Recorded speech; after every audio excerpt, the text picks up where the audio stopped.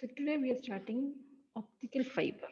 Now let's discuss the applications of lasers in data communication. So one of the ways of data communication using light waves is optical fiber. And what is optical fiber? It is a hair-like thin cylindrical fiber of glass or any transparent dielectric medium. ഇങ്ങനെ തലമുടി നാര് പോലെ ഇരിക്കും, പക്ഷെ transparent material കൊണ്ടായിരിക്കും ഉണ്ടാക്കിയിരിക്കുന്നത്. നമ്മൾക്ക് ഇങ്ങനെ ലൈറ്റിങ്ങിന് വേണ്ടിയിട്ടൊക്കെ നോർമലി വഴിയൊക്കെ മേടിക്കാൻ കിട്ടുന്നതാണ് ട്രാൻസ്പെറന്റ്. അറ്റത്തൂടെ മാത്രം ലൈറ്റ് പുറത്തോട്ട് വരും. ഇത് ട്രാവൽ ചെയ്യുന്നതിന് നമുക്ക് കാണത്തില്ല, പക്ഷെ ഒരു ഫൈബറിന്റെ അറ്റത്ത് മാത്രം ലൈറ്റ് നിൽക്കുന്നു. അങ്ങനത്തെ ഒരു ഫൈബറിനെ പറയുന്ന പേരാണ് optical fibre. These are used for optical communication as wave guides made of transparent dielectrics. അപ്പം ഉണ്ടാക്കുന്ന ട്രാൻസ്പെറന്റ് മെറ്റീരിയൽ ഉണ്ടാവണം. ഗ്ലാസ് തന്നെ വേണം നിർബന്ധമില്ല, ഡയലക്ട്രിക് മെറ്റീരിയൽ ആയാലും മതി. Now it is used as a waveguide for optical communication.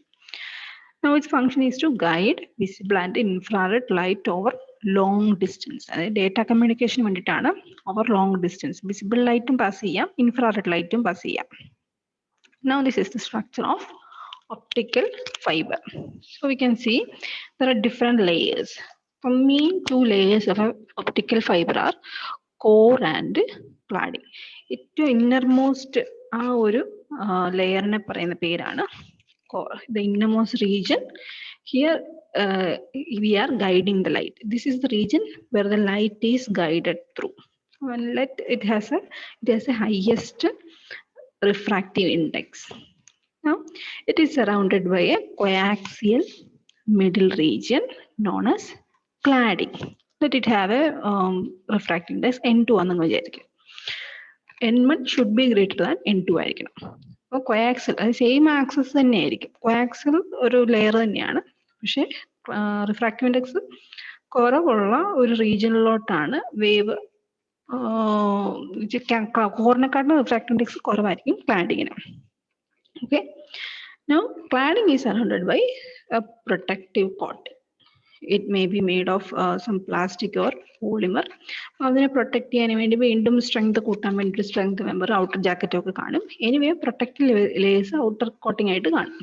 പലതും ഒന്നും കൂടുതൽ പ്രൊട്ടക്റ്റീവ് ലേയേഴ്സ് കാണും. Anyway main two components of optical fiber are core and cladding, and the refractive index of core should be greater than the refractive index of cladding. So the central tube, it is very thin, made of optically transparent dielectric medium and carries the light from transmitter to receiver. Core കൂടിയാണ് light പോകുന്നത്. അതിന്റെ thickness ഏകദേശം 5 micrometer to 100 micrometer ഒക്കെ വരും, diameter ഏകദേശം വരും. അതിന്റെ coaxial ആയിട്ടുള്ള ഒരു മെറ്റീരിയൽ ആണ് cladding. The outer optical material surrounding the core having refractive index lower than core. It helps to keep the light within core. അതായത് കോർ ഉണ്ടാക്കാൻ ലൈറ്റ് നിൽക്കാനായിട്ട് കാരണം ക്ലാഡിംഗ് ആണ്. ക്ലാഡിംഗിന് റിഫ്രാക്റ്റീവ് ഇൻഡെക്സ് അതിന്റെ കാരണമാണ്.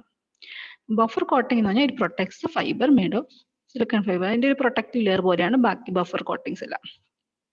ഓക്കെ, അപ്പൊ ഇതിന്റെ മെയിൻ വർക്കിംഗ് പ്രിൻസിപ്പിൾ എന്ന് പറഞ്ഞാൽ ടോട്ടൽ ഇന്റർണൽ റിഫ്ലക്ഷൻ ആണ്.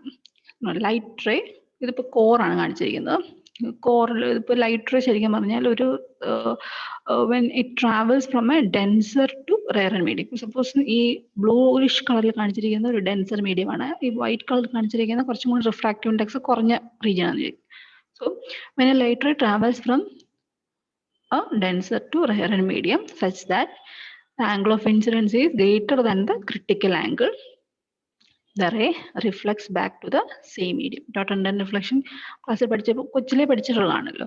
ഇത് നമുക്കറിയാം എപ്പോഴും when the ray passes from denser to rarer medium, it moves towards the it moves away from the normal. Reflects away from the normal ആയിരിക്കും. അപ്പൊ അങ്ങനെ ആംഗിൾ ഓഫ് ഇൻസിഡൻസ് കൂട്ടി കൊണ്ടുവന്ന് at a particular angle it retraces the surface, the surface of intersection between the mediums. അപ്പം അതാണ് critical angle നമ്മൾ പറയുന്നത്. അതിൽ കൂടുതൽ ആംഗിൾ ഓഫ് ഇൻസിഡൻസ് കൊടുത്താൽ ഇറ്റ് റിഫ്ലെക്ട്സ് ബാക്ക്. നോർമലി ഇത് റിഫ്രാക്ട് ചെയ്ത് പുറത്തോട്ട് പോകേണ്ടതാണല്ലോ, പക്ഷേ ആംഗിൾ ഓഫ് ഇൻസിഡൻസ് ക്രിട്ടിക്കൽ ആംഗിളിനെക്കാട്ടും കൂടുതൽ കൊടുത്തു കഴിയുമ്പോൾ ഇത് തിരിച്ച് reflect back to the same medium itself. Now, in optical fiber, the rays undergo repeated total internal reflection. ഇങ്ങനെ വന്ന ഇങ്ങനെ ഒരു കോറിൻ്റെ അകത്തോട്ട് ലൈറ്റ് കയറി കഴിയുമ്പോൾ ഇതിങ്ങനെ റിപ്പീറ്റഡ് ആയിട്ട് ഇന്റർണൽ റിഫ്ലക്ഷൻ വഴി ഈ ഒരു കോറിൻ്റെ അകത്ത് തന്നെ റേ നിൽക്കും. And that is how the optical data is communicated from one into other. അപ്പം ഇതിൻ്റെ യൂഷ്വലി ഒരു denser to rare medium refraction നടക്കുമ്പോൾ actually it moves away from the normal. Refracted ray moves away from the normal. ഇതായിരിക്കും incident angle, ഇതായിരിക്കും refracted angle. ഇങ്ങനെ ആയിരിക്കും വരുന്നത്. So when we increase the incident angle, അപ്പോൾ അതായത് ഐയുടെ വാല്യൂ കൂട്ടുവാണ്, I is increased to a certain value theta C, അതായത് ഒരു പെർട്ടിക്കുലർ വാല്യൂയിലോട്ട് നമ്മൾ ഐ കൂട്ടിക്കൊണ്ട് വരുവാണ്. അപ്പം എങ്ങനെ പറ്റും? ഈ വാല്യൂ, ഈ റിഫ്രാക്റ്റഡ് റേ ശരിക്കും പറഞ്ഞാൽ ഇതിൻ്റെ റേ കൂടി ഈ ആറിൻ്റെ വാല്യൂ കൂടി അവസാനം ഇത് ഈ ഒരു സർഫസ് റീട്രേസ് ചെയ്യും അല്ലേ, ഇങ്ങനെ വരും. അപ്പം എന്താ ശരിക്കും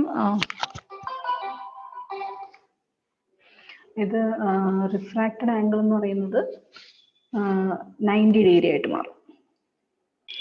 and that angle is called, this incident angle is called critical angle. And this, when we increase the angle of incidence greater than, I mean is increased greater than theta c, the refracted ray will go into the same itself. അതായത് refract ചെയ്യുവാണ് ശരിക്കും പറഞ്ഞാൽ, പക്ഷേ angle of incidence കൂട്ടി അതായത് തന്നെ same മീഡിയത്തിലോട്ട് തന്നെ വിടുവാണ്, ഒരു റിഫ്ലക്ഷൻ പോലെ ആക്കുവാണ്. അപ്പോൾ ഇതാണ് ശരിക്കും ടോട്ടൽ ഇന്റേണൽ റിഫ്ലക്ഷൻ. നമ്മളിവിടെ കോർ ക്ലാഡിംഗ് ഇന്റർഫേസിൽ ഇത് കോറാണ്, ഇതിന്റെ പുറത്ത് ക്ലാഡിംഗ് വന്നിട്ടുണ്ട്.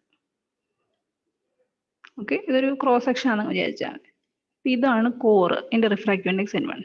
ഇത് ക്ലാഡിംഗ്, രണ്ടും ക്ലാഡിംഗ്, അതിന് പ്രൊട്ടക്റ്റീവ് ലെയർ ഇങ്ങനെ ഈ കോറിന്റെ ആ സിലിണ്ടറിക്കൽ ലെയറിന്റെ പുറത്തൊരു ലെയർ കോറിന്റെ പുറത്ത് cladding. Here N1 is greater than N2. അതായത് നമ്മളിപ്പോൾ ഇവിടെ ഒരു റേ ഇങ്ങനെ വന്ന് വീഴുവാണെങ്കിൽ ശരിക്കും ഡെൻസർ ടു റെയർ ഒരു റിഫ്രാക്ഷൻ നടക്കുന്നത്. അപ്പം ദിസ് ആംഗിൾ, ഏത് ആംഗിളാ? This angle is greater than critical angle. The ray refracts back or it comes back to the same media itself. അങ്ങനെ ഈ റിഫ്ലക്ഷൻ ഇങ്ങനെ വേണമെങ്കിൽ നടന്നു പോവാം. എങ്ങനെ ആ കോറിൻ്റെ അകത്ത് തന്നെ ഇത് നിൽക്കാം. ഓക്കെ, അപ്പം ഇവിടെ റേ വരണം എന്നുണ്ടെങ്കിൽ ഇത് പുറത്തുനിന്ന് വേണം കൊടുക്കാനായിട്ട് അല്ലേ. അതായത് ഇത് ഇപ്പം നമ്മുടെ കോറിൻ്റെ ആക്സിസ് ആണെങ്കിൽ ശരിക്കും പറഞ്ഞാൽ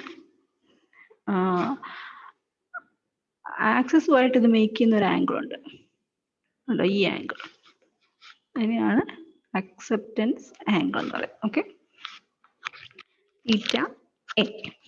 അപ്പം ശരിക്കും at the critical angle when I is equal to theta C, അതായത് ക്രിട്ടിക്കൽ ആംഗിൾ ആകുമ്പോൾ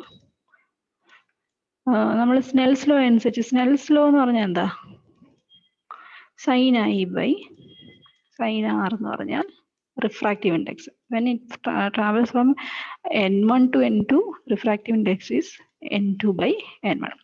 ഓക്കെ, ഇനി സൈൻ ഐ എന്ന് പറഞ്ഞാൽ ഇപ്പൊ തീറ്റ സി ആണ്, സൈൻ ആർ എന്ന് പറഞ്ഞാൽ സൈൻ 90 ആണ് at the critical angle. So it is N2 by N1 ആണ്. This implies sine theta C is equal to N2 by N1. Okay okay, അപ്പം അത് ക്രിട്ടിക്കൽ ആംഗിൾ. ഇനി നമ്മൾ അതിൻ്റെ അകത്ത് ഒരു കാര്യം കൂടെ നോക്കേണ്ടത് ക്രിട്ടിക്കൽ പ്രൊപ്പഗേഷൻ ആംഗിൾ ആണ്. ഇത് റേ ആണ്, ഇത് ഇവിടുന്ന് റിഫ്രാക്ട് ചെയ്ത് ഇങ്ങനെ വരുന്നു. Okay, and this is the critical angle. നമുക്കറിയാം ഇത് 90 ഡിഗ്രി ആയിരിക്കും. ഓക്കെ, ഇത് ഇതിൻ്റെ ആക്സിസ് ആണെന്ന് വിചാരിക്കുക, ആക്സിസിൻ്റെ ഡയറക്ഷൻ. ഓക്കെ, ഇത് ആക്സിസ് ഡയറക്ഷൻ ആണെങ്കിൽ ഇവിടെ ഒരു ആംഗിൾ ഉണ്ടല്ലോ, അതിനെ നമുക്ക് വേണമെങ്കിൽ ഇത് ഫൈ സി എന്ന് എഴുതാം, ഇത് തീറ്റ സി എന്ന് എഴുതാം, അതായിരിക്കും നല്ലത്. ഓക്കെ, ഇതെല്ലാം ഫൈ സി എന്ന് എഴുതാം. ക്രിട്ടിക്കൽ ആംഗിളിനെ ഫൈ ആയിട്ടാണ് ടെക്സ്റ്റ് കാണിച്ചിരിക്കുന്നത്, അപ്പോൾ ഫൈ ആയിട്ട് തന്നെ കാണിക്കുന്നതായിരിക്കും നല്ലത്. This is phi. Critical angle is phi.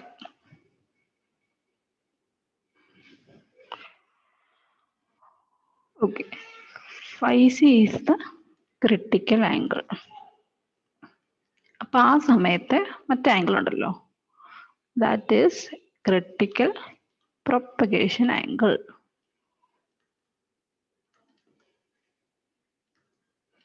And what is the value? നമുക്കറിയാം sin phi c is n2 by n1. sin phi c ഞാൻ എനിക്ക് sin 90 മൈനസ് തീറ്റ സി എന്ന് എഴുതത്തില്ലേ, കാരണം ഇത് 90 ഡിഗ്രി ആണ്. സോ ടോട്ടൽ 180 ആയതുകൊണ്ട് തീറ്റ phi c can be written as 90 minus theta C. That is equal to n2 by n1.